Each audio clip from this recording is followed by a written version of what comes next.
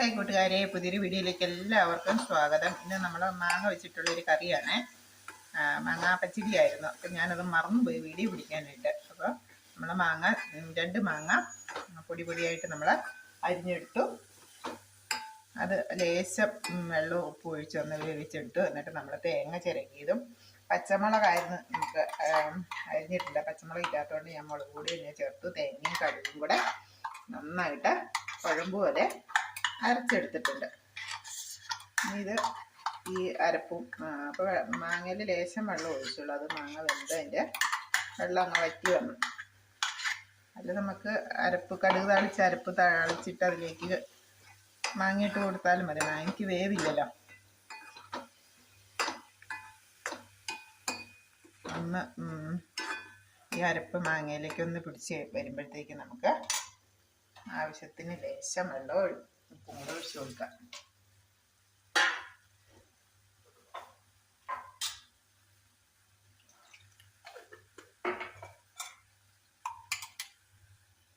ലേശം മിക്സി കഴിയും ഒന്ന് ഒഴിച്ച് കൊടുക്കുകയാണേ. ഹായ് കൂട്ടുകാരെ, അപ്പോൾ അതാ നമ്മുടെ മാങ്ങ പച്ചടി ഇവിടെ റെഡി. മാങ്ങ ചെറുതായിട്ടാണ് പൊടിയായിട്ടാണ് ഞാൻ 2 ചെറിയ മാങ്ങ ഉണ്ടായിരുന്നു. അത് വളരെ പെട്ടെന്ന് ഒരു തൊടുകറി ഒന്നും ഇല്ലല്ലോ എന്ന് വിചാരിച്ചപ്പോൾ തോരൻ കറിക്ക് പകരമായിട്ട് തയ്യാറാക്കി ഒരു കറിയാണ്. ശരിക്കും അതിൻ്റെ മാങ്ങയുടെ പുളിയും ഉപ്പും തേങ്ങ അരപ്പും എല്ലാം കൂടെ പിടിച്ചപ്പോൾ നല്ല ടേസ്റ്റ് ഉണ്ട് കേട്ടോ. അപ്പം എല്ലാവരും ഇതുപോലെ ഒന്ന് തയ്യാറാക്കി നോക്കണം നമ്മുടെ മാങ്ങ പച്ചടി. പച്ചമുളകാണെങ്കിൽ ഈ ചുവപ്പ് കളർ വരില്ലായിരുന്നു. പച്ചമുളക് ഇല്ലാത്തതുകൊണ്ട് പച്ചമുളക് മാങ്ങയുടെ ഒപ്പം പൊടിയായിട്ട് അരിഞ്ഞിട്ടാൽ മതിയായിരുന്നു. അപ്പം മുളക് പൊടി തേങ്ങയുടെ ഒപ്പം അരച്ച് ചേർക്കുകയാണ് ചെയ്തത്. അപ്പം അതാ നോക്കിക്കേ, നല്ല സൂപ്പർ കറിയില്ലേ. ഇതാ തിളച്ച് വന്ന് ജസ്റ്റ് ഒന്ന് തിളച്ച് വന്നാൽ മതി. പിന്നെ അധികം വെള്ളം ചേർക്കേണ്ട, ഒരു തൊടുകറിയായിട്ടാണ് നമ്മൾ ഉപയോഗിക്കുന്നത്. അപ്പം ഇങ്ങനെ വേണ്ട ഇതുപോലെ ഇങ്ങനെ കുറുക്ക് പോലെ ഇരുന്നാൽ മതി. ഓക്കെ, വളരെ പെട്ടെന്ന് നമുക്ക് എടുക്കാം. തേങ്ങ മാത്രം മതി ഇതിന്.